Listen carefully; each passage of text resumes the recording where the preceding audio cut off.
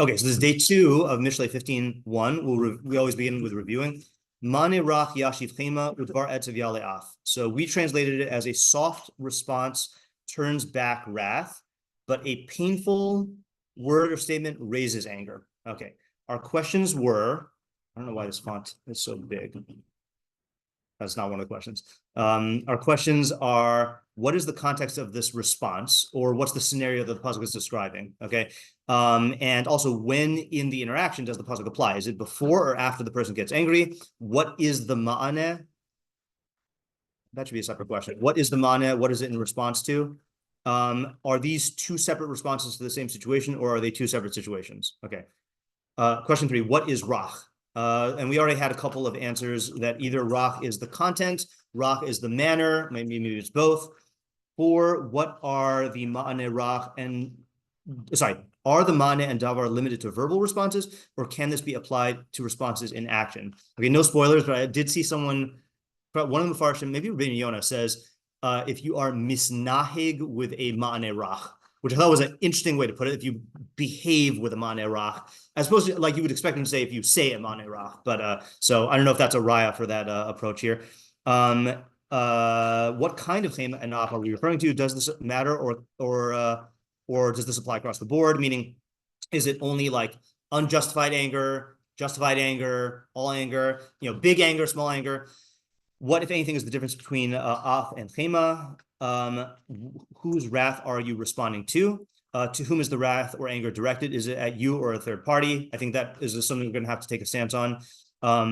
What is the dvar etzev? We also translated dvar etzev as provocative or galling or vexing. What is implied by ya'aleh, that it brings it up? Does it mean that the anger arose out of nothing, or was it increased? So another Rabbeinu Yonah thing somewhere says yolid, it gives birth to anger, which implies out of nowhere, as opposed to like raising it up, like Yosef or something. What are the mechanics in both halves? So how does ma'aneh rach yashiv chema, and how does a davar etzev yale af? 12, what's the havamina? What would you have thought for each half? 13, how absolute is this principle? Under what circumstances is it true? 14, what is the practical application of this pasuk? What are the parameters for when and how this principle should be applied? How would you know when to apply this? Okay, we said sometimes people are angry and you can't tell, or you can't tell how angry they are. And then who cares, or what's so bad about the chema and the af? Yeah, Ezra. Just an added question is it dvar etzev also a response? Okay. Oh, that's good. That's a good question, right? So is dvar etzev also is dvar etzev in this pasuk a response, or is it even talking about an initiation of, I guess, what do you call the opposite of a response? A statement. An initial opening statement. Opening statement. Yeah. My other question was, is the ma'aneh rach limited to a ma'aneh? What about a davar rach? Is that also okay, right. issue? Likewise, what about a davar rach, which is not a ma'aneh? Yeah, Sean? Yeah, I was going to ask similar. What ways are ma'aneh versus davar opposite? Yeah. Because they do seem to be right. Two different types of responses. What way are davar and ma'aneh opposites? Yeah. Okay. So we had a couple fledgling approaches yesterday. That was for David there. But what I want to do before we review our approaches is I just want to read the Metzudas David, because usually Metzudas David is the first of the Mefarshim we go to, and even though he's not like, he's a Mefarish, so it's not like synonymous with Pshat, he tends to provide the most shoddy type readings. So I just want to just in order to ground this in the words of one of the Mefarshim. So he says, Mane rach, I think this is a mistake. Mane rach, that's part of the Dibur Maskell. Hakois al mi, someone who gets angry at someone else. The who meshiv lo mane rach, and the person they get angry at responds with a soft reply. Bazeh meshiv chamaso me'alav. Through this, he will turn back his wrath from upon him. About im yashiv davar hamid. Does yours say mita'iv? Ma'atziv. Okay, so that's a typo. Okay, so I have to demonstrate civic responsibility here. Okay, when you find a typo on Al Torah, you send in a Steve, like that? Yeah. Yes. Okay, yeah. So send it in and then they'll fix it. Yeah. All right. So im yashiv davar hamativ tale es ha'af lihizgaber yoser. Okay, so this is what I love about Metzudas David. Okay, he's deciding for us a bunch of the ambiguities that we saw in the pasuk. Okay, so how is he reading the scenario? Or I guess what questions is he answering? Right. What is on and Right. So first of all, let's just walk through the scenario here. So how many people are involved in the scenario according to him? Two, right? And who's the anger directed at? Yeah, the audience of the pasuk, right? At you, right? Right. I think that's when you quotes on me, the who meshiv lamane rach, right? So someone's angry at you, you respond with a mane rach, and then what's going to happen to the wrath? It'll turn back. It'll turn back. So what does that, I guess, mean or not mean in terms of the implication here? Won't change you. Which is the person's true, but I guess what happens to that person's wrath, or what doesn't happen to that wrath? So I think it's not poof. Really? Yeah. It doesn't, the direction doesn't change, meaning it doesn't get more angry. Okay, it doesn't get more angry.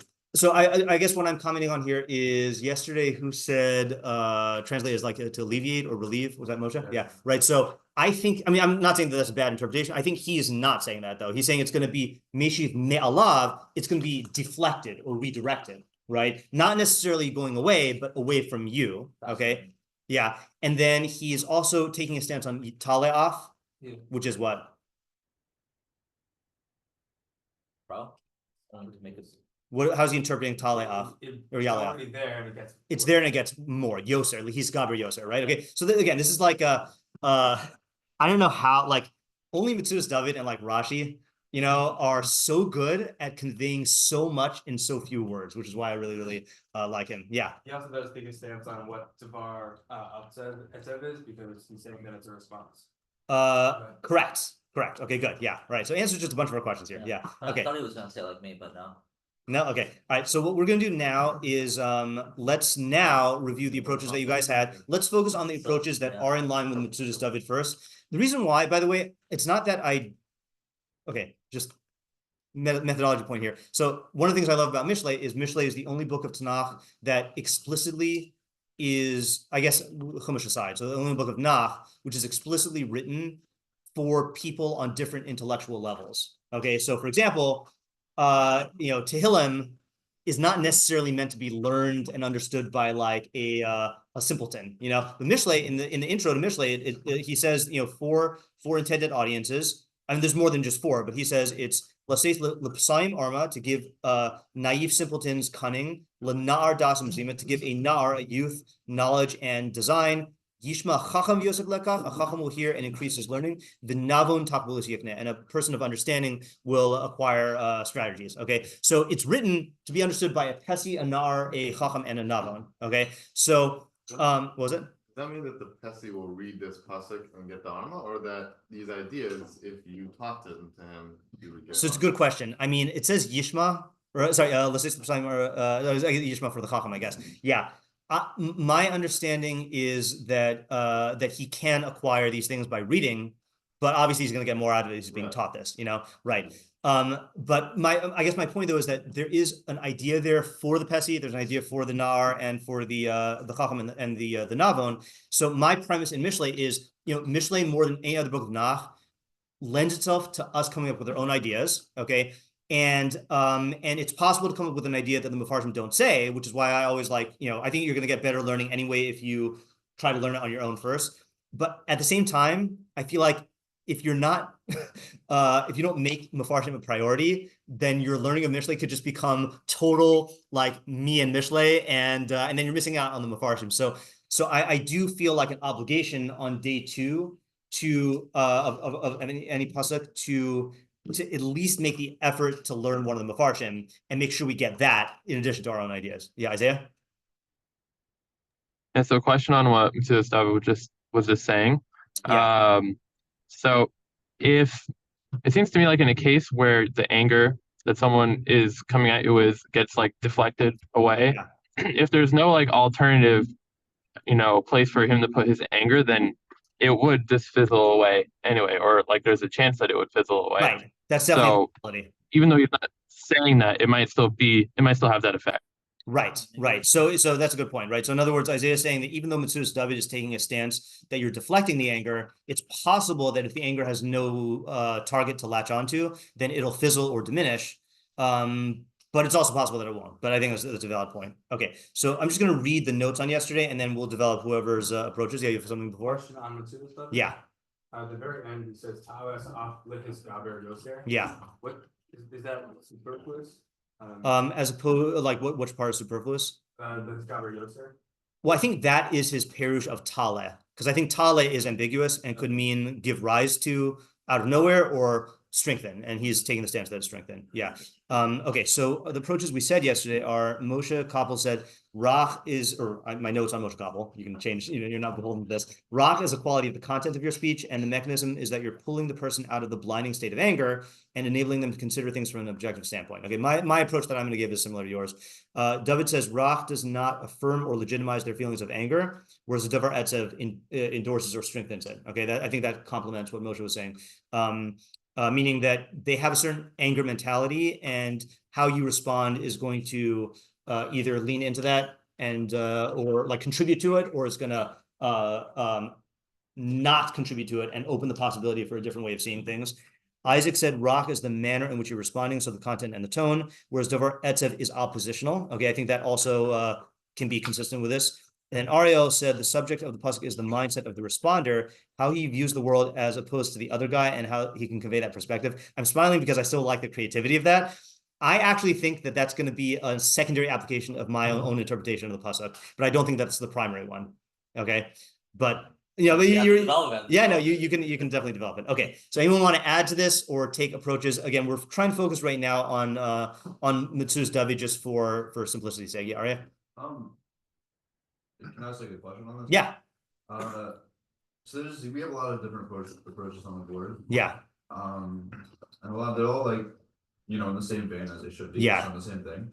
But like, to what level of objectivity can we like really read the Mishlei, or is it like a certain level of subjectivity that we're learning?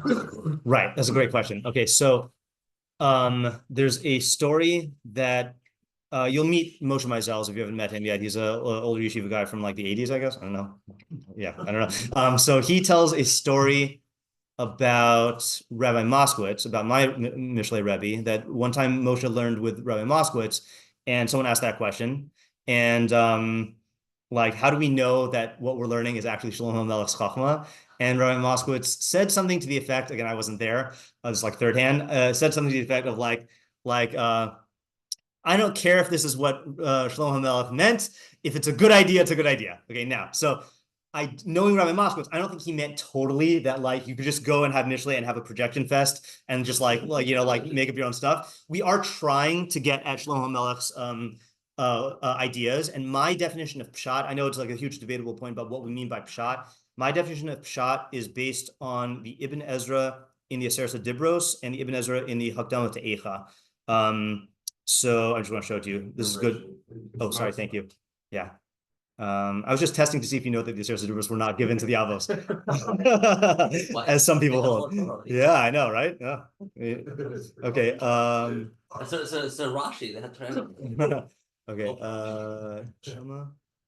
Yeah. Okay. So he says, "Vida hamilos him kegufos v'hata'amim kineshamos." Okay. So you should know. I'm gonna get rid of that translation here. You should know that words are like bodies, and tam in Ibn Ezra lingo does not mean reason. It means definition.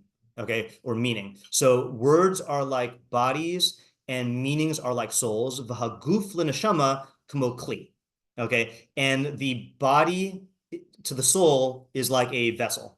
Al-Kain, therefore, mishpat hachachamim b'chol lashon sheyishmru hata'amim ve'inam choshishim mishinu hamilos. Therefore, the policy or the rule of chachamim in any language is that they care about preserving the meanings, and they don't care about changes in words. By the way, he's explaining why the Aseret Dibros in Yisro and Vaschana differ. Okay, so he's saying it doesn't really matter what the words are. The meanings are what matters. I know people hate him for that. I know Malvin is rolling in his grave every time someone reads this. Okay, and then in the beginning of Eicha, he gives another mashal, which I think is also good. Psicha to Eicha. He says, oh, yeah, this is in a little rhyme here. Yeah, he says, Alkein yidmu legufos tame hapsukim v'hamidrashim kemalbushehem beguf devekim mehem kemeshi dakim umehem avim kesakim v'derech hapshat hu haguf hapashut b'devarim u'v'chukim. Okay, so he says that therefore bodies, sorry. So this is confusing because it's a different mashal. In this mashal, the meanings of the pasukim are like bodies. The midrashim are like garments that cling to the bodies. Some of the garments are like silk, meaning that they're sheer, you could see through them. Umehem avim kasakim, and some of them are thick like sackcloth. Derech hapshat hu haguf hapashut b'dvarim u'v'chukim. But the derech of the pshat is the simple body of these things. Okay, so he's saying that there's two types of midrashim that are pshat oriented and midrashim that are like not pshat oriented. Okay, so from this, my definition of pshat is you're trying to take the words of the author and you're trying to get at what meaning they intended to convey. Okay, so what we're trying to do in Mishlei is we are trying to use to the best of our ability through our questions and analysis, we're trying to get at what the intent of Shlomo was. And Shlomo did write this with at least 2 layers of meaning. Okay, there's another pasuk in Mishlei that says, anyone know where the apple pasuk is? The golden apples? The one that's used for charosos? Not. Oh, here we go. Yeah. 25:11. Tapuchi zav b'maskios kasev davar davur al ofanav. Like golden apples. Machlokes whether tapuch is an apple because they didn't have apples in the Middle East back then, but whatever. Like golden fruits in silver lattice work. So is a statement spoken in its proper way. Okay, so the I think everyone interprets this to mean that in Mishlei there's 2 layers. There's the golden layer, which is what Miri calls the derech nister, the esoteric or hidden meaning, and then there's the silver layer. And the golden layer, the way we learn it is the golden layer is about perfection of the soul, whereas the silver layer is about perfection in decision making for like success in Olam Hazeh. So there are at least 2 levels, and so we are trying to get at the objective knowledge of Shlomo. Okay, however, if we happen to come up with our own idea inspired by the words, then what Rabbi Moskowitz is saying is true. As long as it's a good idea, it's a good idea. And there's no way we can know for sure. Just like in any pshat, there's no way we can know for sure. So we're trying the best that we can to get the objective knowledge. And this is why I say that, like, I wouldn't want to call our endeavor a subjective thing. Like, there are methods of like literary criticism where you're like, what the authors wrote doesn't matter. You're just like relating to the text the way that you want to relate to it. That I reject that. I'm trying to get at what Shlomo HaMelech conceivably meant, but I realize that there's no guarantee. Yeah, all right, there's good methodology there. Okay, yes. Yeah, just I guess to go with Metzudas David's shot. Yeah. I guess you could say a couple of points in that are related, but one is that whenever a person lashes out at someone else, they get angry at them, it's like not about like the thing they're getting angry about. It's really about how they're relating to the person. Okay, right. So I think the chiddush is going to be along those lines, which is that what's the havamina? The havamina is that you're angry for reasons, like that there's a reason for your anger, and if the anger is going to be fueled or diminished, that's going to be determined by like the thing that provoked the anger. Right. So let's say I dent your car, and then you get angry at me, and then I respond back. In my mind, all of the anger was prompted by the dented car, and so it's going to be modulated by us talking about that. But Kamash Malan, the way that we're relating to each other via speech is going to be the thing that determines whether the anger is increased or diminished. Right. Yeah. So so part of your motivation is that you have a certain image of the person, you're building up them as like your enemy or whatever. Yeah. So if they break that image, then you don't have as much motivation, and also there's like a counter emotion in that you have a certain guilt to like attack someone who's like being nice to you. Okay, nice. Flash out at them is that they're fighting back. Yeah. But if they're being nice, then you can have a certain guilt. Okay, great observation, and I think that this is what I was alluding to when I said that Isaac's interpretation of Davar Etiv is like the essence of Davar Etiv is that you're speaking in a way that's going to be perceived as oppositional, not having to do with the reason of the anger. Just the surface opposition is what matters. I'm just going to go to Isaac now, just I just mentioned him. Yeah, Isaac. Yeah. So I think maybe the You're demonstrating Mane Rock right now. Thanks. Yeah. Yeah. Sorry, I just have to talk quietly right now. Yeah. I think that I mean, that's the person who thinks that if they are, it will be like, something that addresses let's say the substance of what they're upset about is what makes a difference. Like, let's say, you're upset at me because you think I smashed your car, but I'm like, no, it wasn't me. Right. Like that's the thing. But we're saying that it's really the way we respond that's going to do it, not what, like if you're like, what are you talking about? I didn't smash your car. That's gonna continue the anger. But if you're like, so even I'd like that example, because even if it's the opposite, meaning if let's say I just say I didn't smash your car, so I in content, like I am, like I'm saying the cause of your anger apparently does not apply to me, but me yelling that is going to provoke the anger. Yeah. Last question. Okay, Sure. so on this specific approach right now, are we saying that this is a limited case to the person doesn't like you? Or is it just... No, it could just be that they are oriented towards you in an oppositional way because of some provocation, but it might not reflect the way that they normally relate to you. Okay, so meaning if you respond softly, it can redirect that anger towards something else? So what Ellie's saying is, and I agree with your general approach, which is that I think there are multiple reasons why this redirects the anger. So one of them, I think you said two things, but one of them is that if you are, they're viewing you as oppositional. So if you counter that image as being nice, it's gonna disarm them in the sense that they're not gonna, the way you're conducting does not lend itself, does not align with their perception of you, and that's going to create potentially create some cognitive dissonance, and they're not going to want to to attack you as if they viewed you as exactly right, and you're not aligned with that. So at the very least, it's going to confuse them and like throw a wrench into their anger works. I think that's kind of, I think that's real. Kind of related to my idea, because my idea, I think there are two layers to it. Yeah. One is like the surface layer, which is like like you want to disarm the person based off of there's a certain method on how to practically respond back. Yeah. And then but behind that there's there's the philosophy behind the responses. And it's kind of like a two. So it's kind of it's two layers. Okay, hold on. Which is I think it's kind of related. Okay, I also agree it's related. What I want to do is I want to flesh out what I think the main point of the pasuk is, which is how to respond to someone who's angry at you, and then let's extend it to your application about the mentality. Yeah. Anyone else have anything to add to this? Because I think this is all very, very much similar approach. But I have a step. Yeah. From Ellie's shot, I associated to the pasuk about heaping coals on the head of your enemy. Okay. It's like a very similar thing where it's like if your enemy is hungry, then feed him. If he's thirsty, then give him water to drink. And you'll be pouring hot coals on his head, and Hashem will reward you. It's kind of similar way where it's like he thinks of you as X, and then you show him differently. That's just gonna cause this internal guilt of I can't believe that. Yeah.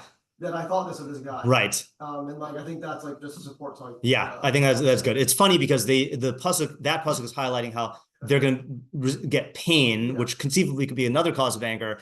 But yeah, I think it's going to be it has the same effect of stopping by countering the image. Yeah, Moshe. Just to add on to the point. Right. So normally, a lot of times anger is really actually a mistake in miscommunication or misunderstanding. Yeah. And therefore trying to then combat the anger, even through, let's say, a logic, right? Yeah. Wouldn't really work well, right? It's very easy to put an argument against a smart person. Yeah. An argument against a fool.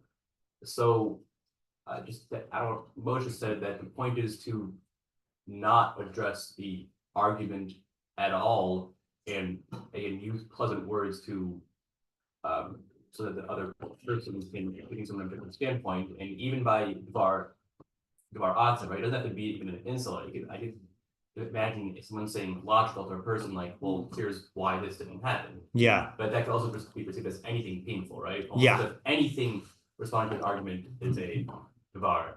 Yeah. Right. That's a good point. I think that goes along with what we were saying, how the anger was provoked by a logical or illogical thing, meaning perceived in logical terms, even if it's a mistake, but the sustenance of the anger and what happens to it after it's unleashed is not going to be dictated at all by logical considerations. Ezra? Like on those lines also, you can't ever prevent anger. So like this passage is not about like stopping someone from getting angry. Right. It's about like once they are angry. That's a good point.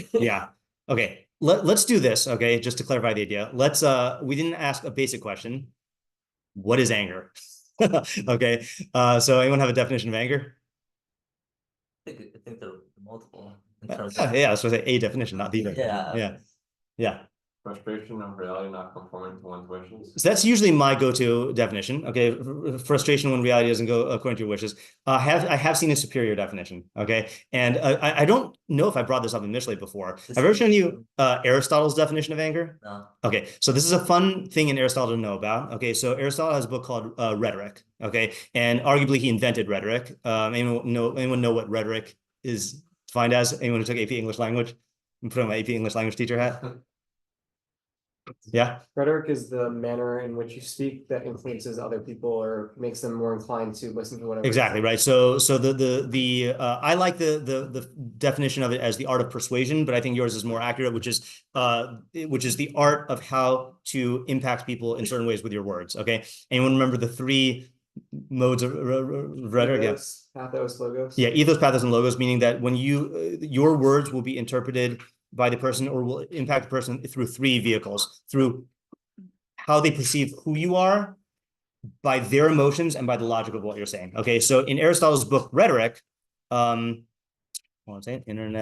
you're gonna love this. Okay, in the book Rhetoric, the second book is devoted to pathos, is devoted to how to manipulate people's emotions. Okay, and he goes through every principal emotion and says what it is and how to manipulate it. Which website What was that? What website is this? Oh, this is a very old website, as you can tell. This is Internet Classic Archive. This has all of the public domain translations of all of the guys, all the boys. I can put it in the chat.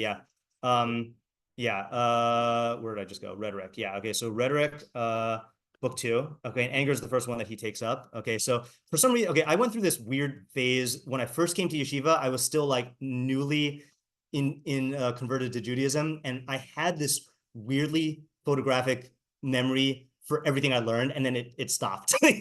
So I remember his definition. I think I'm going to try to remember it. It is okay, now I'm going to embarrass myself. Anger is an impulse directed, accompanied by pain, directed without cause to a slight against oneself or those who are close to them. Let's see how well I got it. It was not right. He says, anger may be defined as an impulse accompanied by pain. To a conspicuous revenge or a conspicuous slight directed without justification towards what concerns oneself or towards what concerns one's friends. Okay, we'll read on in a second. Let's just take that in. Anger may be defined as an impulse. Okay, so impulse accompanied by pain, and that's where the frustration comes in, to a conspicuous revenge, conspicuous meaning that it is noticed or that it registers, for a conspicuous slight directed without justification, again, in your mind, without justification, towards what concerns oneself or towards what concerns one's friends. Okay, and I'm going to read a little bit more because I think this will help us in our idea. If this is a proper definition of anger, it must always be felt towards some particular individual. For example, Cleon, classic, Cleon, and not man in general. It's just they're like they're Reuven and Shimon, or Zayd and Amir. Yeah, right. So towards Cleon and not man in general. It must be felt because the other has done or intended to do something to him or one of his friends. It must always be attended by a certain pleasure. This is a very interesting point, which arises from the expectation of revenge. For since nobody aims at what he thinks he cannot attain, the angry man is aiming at what he can attain, and the belief that you will attain your aim is pleasant. Hence, it has been said well about wrath, sweeter it is by far than the honeycomb, dripping with sweetness and spreads through the hearts of men. It is also attended by a certain pleasure because the thoughts dwell upon the act of vengeance, and the images then called up cause pleasure, like the images called up in dreams. Okay, and then he goes on to describe more and more about anger. So, I mean, isn't this, first of all, you can see why people like Aristotle. I mean, Aristotle in some places is very, very hard to read, but like, it's so like clear and substantive, you know? Now, we can, if we really wanted to understand that, we would go on, but the reason why I'm reading this here is because, first of all, this supports what we're saying about this oppositional, you know, attitude of anger, but he's showing a bunch of other dynamics here, that the person who's angry is already intrinsic with his anger is fantasizing about revenge, and there is pleasure associated with fantasizing about revenge, and there is, you know, all of these fantasies are aroused, and when you pull the move of speaking gently, you are inhibiting this entire process, or at least like interfering with it, you know? So let me just, yeah, Ezra. One thing I had like trouble understanding was that you only get angry at things that you think you can get revenge on or something. So it's interesting. I don't know whether the revenge is something that has to be rational. Like, for example, people get angry at God all the time, and I don't think anyone, even like people who have very not sophisticated ideas about God, I don't think the average thing is thinking like, I can somehow take revenge against God, you know? I mean, some people do that, but yeah, right. Yeah. Particularly troubled by is the angry man is aiming at what he can attain. Like sometimes you're angry. Yeah. Okay. Yeah. Correct. Right. So in other words, you're right. There has to be some part. Let me put it this way: there has to be some part of you that, in some way, believes that you can affect something through your anger. Right. So in other words, if you are, so let's say, for example, like, you know, someone cuts you off in traffic on the highway or whatever, you know. So you logically know that you're never going to encounter this guy again, you know. But when you rage at the person, there's a part of you that feels like, yeah, exactly. You feel like somehow your tantruming is gonna affect reality. And again, psychoanalytically, like, I don't think it takes an orthodox Freudian to say this, but like when you were young and you cry, you affect stuff. Like your crying actually does something because your parents respond to it. So when you're older, then, and your inner child, you know, the immature part of you gets angry and you like cry at reality, part of you expects reality to like respond to you, you know? So it doesn't have to be logical, but it does have to, there is part of you that does feel like you can change stuff. Yeah. Even with God. Yeah. Yeah, Ezra? Why must the anger always be directed at a specific person? It's a good question.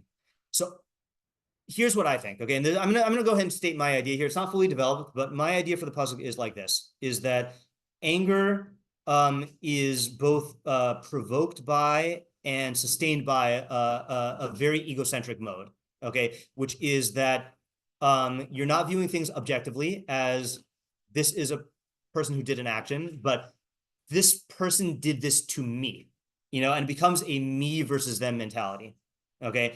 I'm not fully answering your question yet, but I want to flesh this out first. So I think what the chiddush of the pasuk is that the emotions cannot distinguish between primary features and secondary features. Okay, so when someone is angry at you, they yell at you. So anger becomes associated with yelling. So if you are angry at me and I yell back, the very fact that I'm using yelling is going to be perceived by you as a threat, you know, as something that is a retaliation, you know. So what I'm doing by yelling back is I'm anchoring us in this ego battle. In other words, if you're angry at me, then the ball is in my court. And I can either, this is kind of like what David was saying, I can either validate the ego battle by responding as an enemy, or I can attempt to not display any enemy characteristics, like what Ellie was saying. And what that does is the fact that I don't reciprocate it creates space for you to then get out of the ego mode or to question it or to direct it elsewhere. I can't necessarily stop your anger, but I can decide to not strengthen it or vindicate it or anchor it. And that's again, the Havamina I think we got already, which is that the Havamina is that your anger was prompted by a cause, like an actual cause of anger, and will be sustained by that cause or eliminated by that cause. But no, any secondary feature that I display that reinforces your view of me as an enemy and as opposing you and as victimizing you, that's going to enhance the anger. Okay. And what this is saying is, so I heard someone say, well, I forgot someone on some Tim Ferriss podcast. He said that whenever one of his kids gets angry at a sibling, he'll pull aside the kid and say, you have two choices. You could either pour water on the fire or gasoline on the fire, you know, but that's the thing is the ball is in your court and your response is either going to fuel it or it's going to like, you know, not, I guess it's not really water, you know, but yeah, Ezra. I also find that a lot of times there's something that can trigger anger. Yeah. But if there's no person to attach to, you just don't get angry. Right. It fizzles. You stub your toe in the dark. Yeah. It's upsetting and you stay like ouch and like hobble for like a second. Yeah. But if you're not like on an errand to the fridge to get like a bottle for your kid at 3 a.m., then like you're not angry at anyone. It's just right. Like, no, then you're angry. Yeah. But if you just stub it in the dark at 3 a.m. going to the bathroom, like you're not angry at someone. Right. Well, so let me just use that example to return to what Ezra was asking about. The other Ezra is that that part of you does get angry at the fridge as if it's a sentient being with will that did this to you, right? No, I'm saying like you get angry at your kid because your kid. Okay, fine. Yeah, right. But I guess your point and yeah. The first like 2 weeks. Yeah. Your point and my point, whether you're angry irrationally at your kid or angry irrationally at your fridge, you're attributing intent to a being that did not have intent. And to answer your question about why we do that, I think that's what Aristotle meant when we said at a person, meaning at a person real or imagined, like a will. I can't fully explain. I think it does stem from the ego though, of like we view ourselves as so primary in existence that it's impossible that something could happen that is not directed at me. In other words, anything that does happen is defined as this is either for me or it's against me, you know? And so we have to, and we're so intent on viewing ourselves as the main character that like we fabricate will and intent, even about things that don't have will or intent, you know? I don't know if that's answering the question or just getting one more step. Yeah, let's go with Sean and then Ellie and then back Chaim. Yeah. Yeah, I just wanted to add to what you were saying of the me versus them mentality, which is existing here in terms of the person who's getting angry. And for me, what the difference between mana means versus davar. Yeah. Mana seems to be much more responsive of like actually acknowledging the other person and like seeing them as another person and creating that context. Right. Davar is just a standalone. Creates it as like not as much of a me versus them, but like two people here. Yeah. Versus davar is like very one directional. Yeah. Of like I'm just attacking back and not considering you as a person. Yeah. And so like part of the self-response is like saying, I realize like your person here that your anger is separate from you and having the ability to separate those things out. Yeah. Versus a davar doesn't really have that. Yeah. Okay. So I think that's a good idea. I think that could fit into what we're saying, but I think that has the potential to be its own idea. And the reason why is because again, another thing I heard on a podcast, I know where I was when I heard this. I was in because it's such a fine. I was in. Is Butte, TTE? Butte, Montana. Yeah, Butte, Montana. I was listening to this. That someone said that they were mugged. Okay, and they don't know why they responded this way. This guy like held them up, and they responded by asking for directions to some like local thing. And he said that the guy got so thrown off that he stopped the mugging. And like he short-circuited, like it was just like, you know. And what's funny about that is like and maybe that does partake of what you're saying, but what I'm saying is like he wasn't even like mugging is an inherently oppositional thing, you know, and the expected response is either fight or yield, you know. And this guy was like totally as if he's starting a conversation about something, like you put me to 7-Eleven, you know. So like I don't know if the response of Rach needs to be going as far as you're saying of treating them as a human and actually responding to the content. It could just be you totally neutralize it by not displaying any oppositional characteristics and displaying the opposite. But I think that there's like real potential in your idea there. Yeah. Ellie. I think that on to the previous point about why you get angry at the other person. Yeah. So I think it's essentially, but like you're saying, that a person operates with the premise that like they're the center of the universe. Yeah. But right, and so So anytime something slights you, it's not that you care about the particular slight, it's that the slight is a statement that you are exactly. Yeah, exactly. And because you're insecure about that, that premise, because it's obviously not true reality. Yeah. So whenever someone points out or makes a statement points out that that's not true, so then you project on them, you hate them because they're reminding you. That's a great point. And that's why there's no correlation between the severity of the angry response and the actual slight, because it all brings up this farce that we go through of like, I'm the center of the universe, and this person is calling it into question by acting in a way that is like against me. And I think that's also why your Sean's approach works so well, because if you do like recognize their humanity and their ego in a positive way, that can mend the perceived injury that they have. It could also rehabilitate it in a way that like reinforces it, but like it's going to deflect it from you. Yeah, that's good. That's a great point.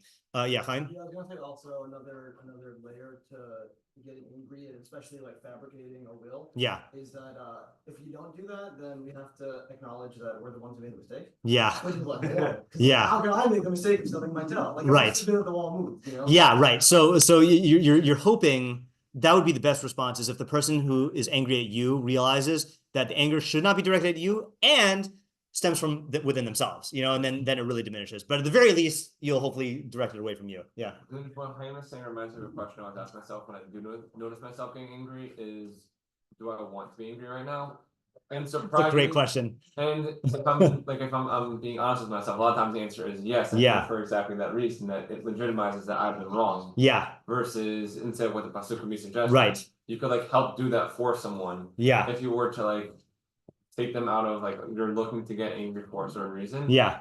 And then that's how it seemed like that not making a legitimate thing. You have actually been wrong. Yeah. But helping them see if this wasn't your anger is coming from looking to do something else that's not in line with what was actually happening to you. Right. That's good. And also Aristotle's definition sheds light on that also of do I want to be angry? Well, now that we know that there is a pleasure associated with anger, I mean, we know this from experience, but the pleasure is there's a pleasure to the righteous indignation. There's a pleasure to the fantasizing about what's going to happen to them when you respond angrily, So it's a great question if you can stop yourself and ask that. Yeah, Chaim? Ooh. I don't know. Yeah. I also have a Derek Nisser approach. Yeah.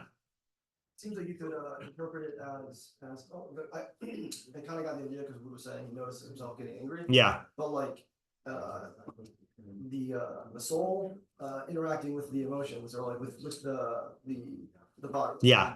And that a soft response to your own feelings, instead of trying to just be delegitimize it or logic it out like Moshe was talking about. Instead IFSing, I guess, and talking out the issue with yourself, as opposed to just dismissing it or just getting upset at yourself. Yeah. Getting upset. All right, that's very fruitful. I want to think about that a little bit more. We're almost out of time here. I want to just try to summarize the main idea of Metzudas David and just get it down here. So what we're saying here, so feel free to jump in and correct as I type this. So what we're saying here is that anger is an egocentric state, and the object of wrath will be framed by default as oppositional. Since the emotions are notoriously bad at subtlety,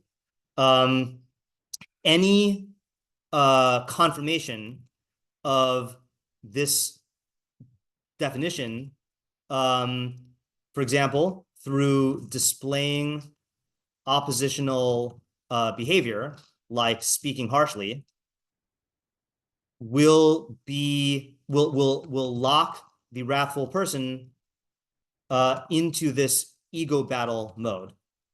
But if you there's a better word than short circuit. If you what do you call it when you diffuse? Yeah. What do you say? Reroute? No. Yeah. If you curtail. Yeah. I want to say if you interrupt the process. Hijack. It's not really hijack. Yeah, whatever. I'll just say if you interrupt that dynamic, if you nip it in the bud, if you nip that in the bud by acting as the opposite of an enemy, then you'll create the space for the angry person to I guess to exit that ego mode. This is not the most articulate summary, by the way. This is just from my own notes. That ego mode, and ideally see things objectively, but at the very least, not direct his anger at you. Okay, and then we explained that in other ways. Yeah, fine. It's kind of like you're saying the interrupt. Yeah. Right? So it's kind of like at the very like I like the what you're saying where you create like even if it's just like a moment. Yeah, you just gotta create the space. Now there's like a vacuum. Yeah. There's like there's a break. Right. Yeah, exactly. Just one more thing before we stop for today is I think that this is also just very Mishleic in the sense, obviously it's Mishlei. It's Mishleic in the sense that I think when someone gets angry at you, then you tend to view this as like, I am blameless in this situation. Like they're just angry at me for no reason, but Mishlei saying, no, you have a decision to make here. You can either contribute to their anger or you can do what's in your power to put a stop to it. But there is agency that you have, and even if you didn't cause it and it's not right, you have agency here and you can determine whether you respond that way. And just to have a nod to Ariel, who's not here, I think Ariel's approach of the mindset of the responder, I think it's very easy for their ego battle mode to awaken the ego battle mode in you. And now you're getting angry at their anger at you, so but you can short circuit that also. Yeah. Okay. Lots to think about here. There's a lot more to say, but I think this is a good first pasuk for the year. Okay. Good day. Thank you.